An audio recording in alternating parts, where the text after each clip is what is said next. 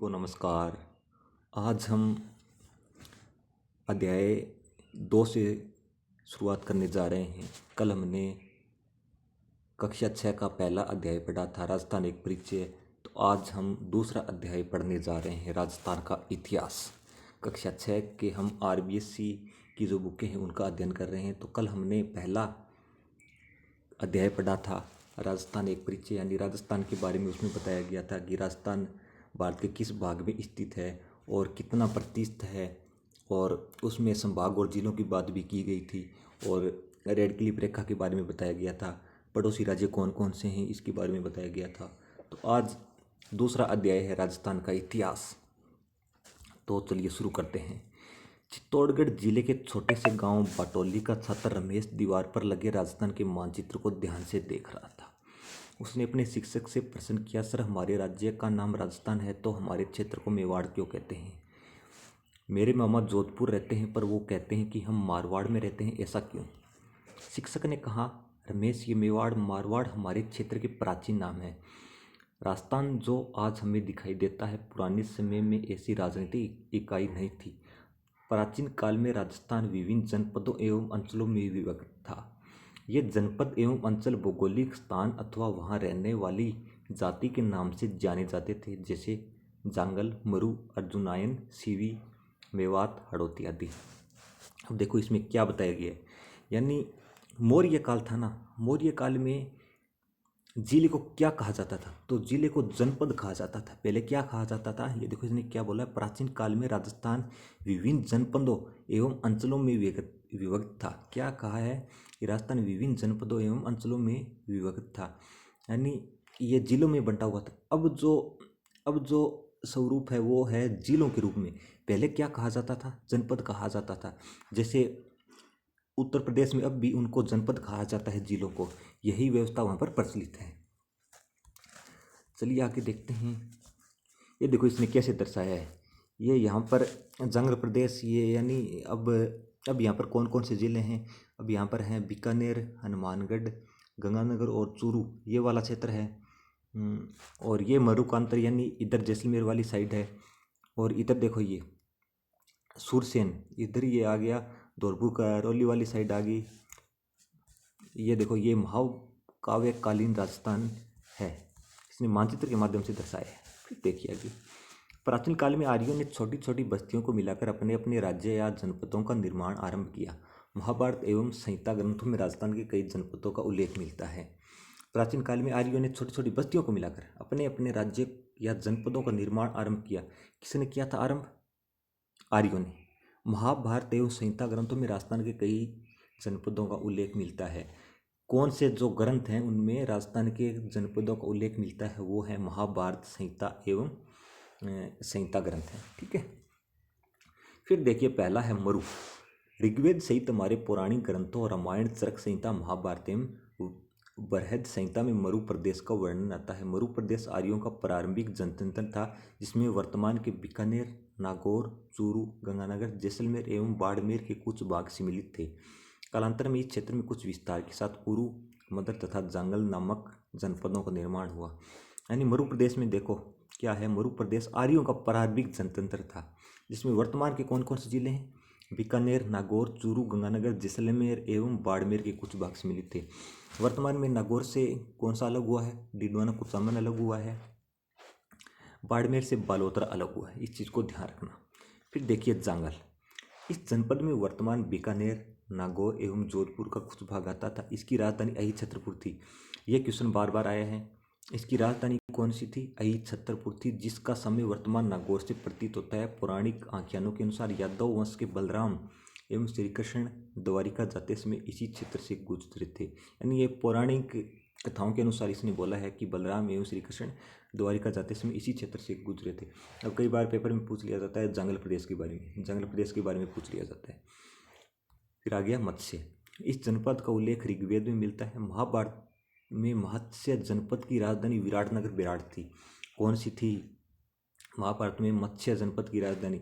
ये क्वेश्चन 20 से लेके जो भी एग्जाम है राजस्थान में उनमें बहुत बार पूछा गया है। चाहे आप देख लेना, जितने भी एग्जाम होते हैं प्रतिवर्ष यानी जो कोई एग्जाम होते हैं उनमें ये क्वेश्चन आता ही आता है। महाभारत काल में मत्स्य जनपद की राजधानी, या सीधा पूछ लेता है मत्स्य जनपद की राजधानी कौन सी थी, तो विराटनगर। यह जनपद अलवर एवं जयपुर के मध्य स्थित था। इस स्थान का वर्णन चीनी यात्री युआन चांग ने भी किया है। अब ये ऐसे पूछ लेते हैं, चीनी यात्री युआन चांग ने निम्नलिखित में से कौन से स्थान का वर्णन किया है, तो इसमें से 4 आपको ऑप्शन दे देंगे और इसमें से पूछ लेंगे, ठीक है। ये इसने बता दिया मौर्यकालीन राजस्थान था, ये इसने इसके माध्यम से दर्शाया है इस क्षेत्र को। योधे ऊपर वाला, और ये अर्जुनायन, और ये मालव, और ये सीवी, यानी ये अपने चित्तौड़गढ़ के आसपास वाला क्षेत्र। फिर देखो सूरसेन। राजस्थान के भरतपुर, धौलपुर तथा करौली के अधिकतर भूभाग प्राचीन सूरसेन जनपद में सम्मिलित थे। इस जनपद की राजधानी मथुरा थी। क्या थी? इस जनपद की राजधानी मथुरा थी। इस चीज को ध्यान रखना है। कौन सी थी राजधानी? थी इस जनपद की राजधानी मथुरा थी। इस जनपद की राजधानी मथुरा थी। 4वीं शताब्दी ईसा पूर्व के यूनानी लेखकों ने सिकंदर के समय में सूरसेन या सोरसेन का उल्लेख किया है। बयाना प्रशस्ति में भी सूरसेन नामक राजवंश का वर्णन मिलता है। सिकंदर के आक्रमण के पश्चात अपनी स्वतंत्रता को सुरक्षित रखने के उत्सुक पंजाब और तक की कुछ जातियां राजस्थान में आकर बस गई। इनमें अपने साहस और शौर्य के लिए प्रसिद्ध मालव, सीवी, अर्जुनायन आदि जातियां प्रमुख थी। फिर आ गया सीवी।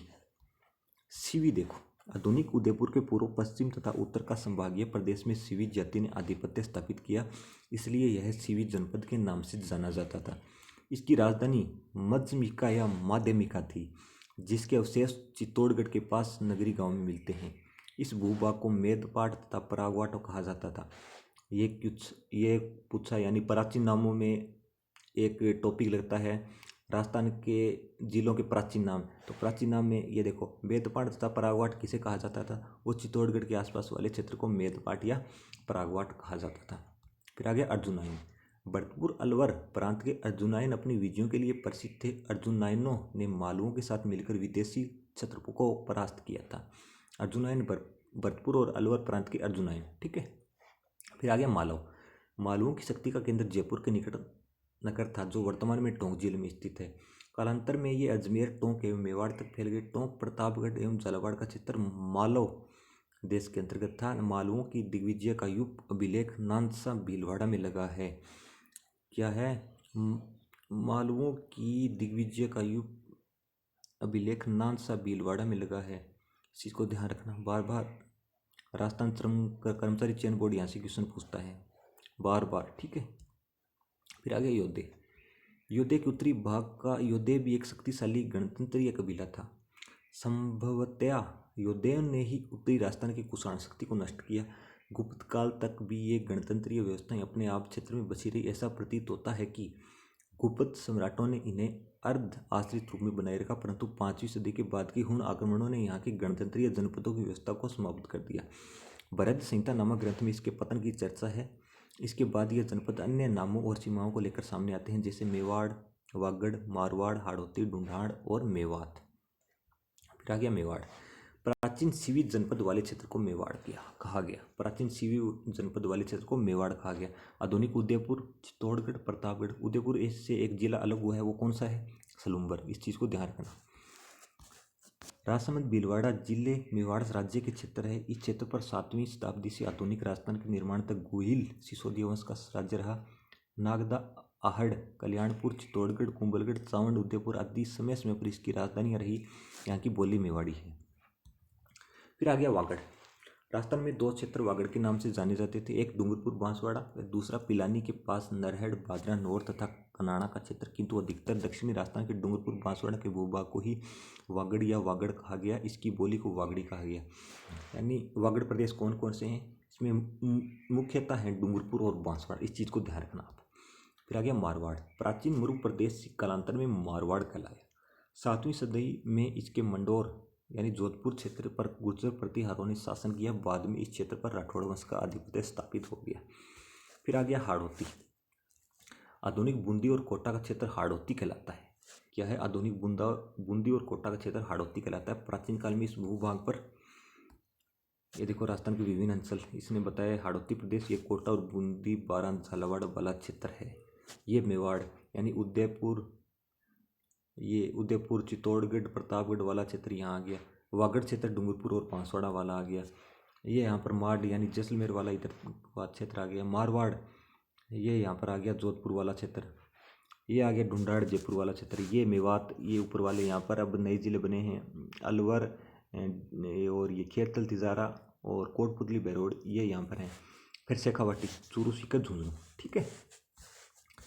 फिर देखिए जनजाति का आधिपत्य था। मीणा वंश का बुंदा के नाम पर ही बूंदी का नामकरण हुआ। कालांतर में चौहान वंश की हाड़ा शाखा ने इस क्षेत्र पर अधिकार कर लिया। तभी से इस भूभाग को एवं यहाँ की बोली को हाड़ौती कहा जाने लगा। ढूंढाड़ जयपुर में एवं इसके आसपास का क्षेत्र ढूंढाड़ नाम से प्रसिद्ध रहा था। 12वीं सदी में कछवाहा राजपूतों ने यहाँ की स्थानीय जनजाति के मीणा और बड़गुर्जरों को परास्त कर अपने राजवंश की नींव रखी। इस क्षेत्र की भाषा क्या कहलाती है? यानी ढूंढाड़ यानी जयपुर के आसपास की भाषा ढूंढाड़ी कहलाती है। मेवात अलवर भरतपुर का वह क्षेत्र जहाँ मेव जाति की अधिकता रही मेवात कहलाता है। मेवातियों का प्रसिद्ध नायक कौन था? हसन खान मेवाती। क्वेश्चन को ध्यान रखना। मेवातियों का प्रसिद्ध नायक हसन खान मेवाती था, जो खानवा के युद्ध में राणा सांगे की ओर से बाबर के विरुद्ध लड़ता हुआ मारा गया था। इन सब अंचलों के अतिरिक्त भी राजस्थान के कुछ अन्य क्षेत्र जैसे जैसलमेर को क्या कहा जाता है? जैसलमेर को माडियावल। जोधपुर का दक्षिणी भाग गुर्जरत्रा। प्रतापगढ़ को कांठल। प्रतापगढ़ वाला क्वेश्चन तो भाई प्रसिद्ध है, चाहे रीट से लेकर कोई भी एग्जाम चाहे देख लीजिए, आरएएस के एग्जाम में इस क्वेश्चन को पूछा जाता है। प्रतापगढ़ का प्राचीन नाम क्या था? तो कांठल। फिर आ गया झालावाड़ का क्षेत्र मालवा। चूरू झुंझुनू सीकर वाला क्षेत्र शेखावाटी। ब्यावर अजमेर का क्षेत्र मेरवाड़ा के नाम से जाना जाता है। राजस्थान और इसके विभिन्न क्षेत्र भूगोल और परिस्थितियों के फलस्वरूप अनेक बोलियों वेशभूषा व्यवहार और परंपराओं का दनीय शिक्षक द्वारा अपनी बात समाप्त करके रमेश और उसके साथियों को ऐसा लगा कि वे राजस्थान के हर अंचल को समझ चुके हैं। क्या आपको भी ऐसा लगता है? फिर आगे शब्दावली। अंचल किसको कहा जाता है? जो क्षेत्र होता है उसको अंचल कहा जाता है। ऋग्वेद प्राचीन ग्रंथ है हमारा ऋग्वेद। फिर क्षत्रप प्रांत का मुखिया राज्यपाल भारत में शक जाति के शासकों हेतु प्रयुक्त होता था पहले। फिर अभ्यास क्वेश्चन पर आ जाते हैं। मत्स्य जनपद की राजधानी, ये सीधा ही उठा लेता है यहाँ से क्वेश्चन। मत्स्य जनपद की राजधानी कौन सी थी? तो विराटनगर थी। कोटा बूंदी वाला क्षेत्र कहलाता है हाड़ौती। कोटा बूंदी बारां और झालावाड़ वाला क्षेत्र क्या कहा जाता है? हाड़ौती। ब्यावर अजमेर का क्षेत्र किस नाम से जाना जाता है? मेरवाड़ा के नाम से। फिर आ गया जयपुर एवं उसके आसपास के क्षेत्र की भाषा क्या कहलाती है? तो वो कहलाती है ढूंढाड़ी। फिर उसने पूछा है महाभारत कालीन किन्हीं दो जनपदों के नाम लिखिए। यानी जो महाभारत कालीन के समय जो जनपद थे उनमें दो के नाम बताने हैं। इसमें आप बता देना मरु, जंगल और अर्जुनायन। फिर शेखावाटी में कौन कौन से जिले आते हैं? शेखावाटी में चूरू, झुंझुनू और सीकर। पहले सीकर से नीम का थाना अलग हुआ था लेकिन वापस उसी में मिला दिया गया। तो इसमें शेखावाटी में 3 जिले हैं, चूरू, झुंझुनू और सीकर। फिर हसन खान मेवाती। हसन खान मेवाती कौन था? ये खानवा के युद्ध में राणा सांगा की ओर से भाग लेने वाला शासक था और इसने बाबर से युद्ध किया था। ठीक है। तो चलिए दोस्तों, अगर आपको पसंद आई तो सब्सक्राइब और शेयर ज़रूर करें। धन्यवाद साथियों। कल से हम तीसरे अध्याय की शुरुआत करेंगे। ओके, धन्यवाद।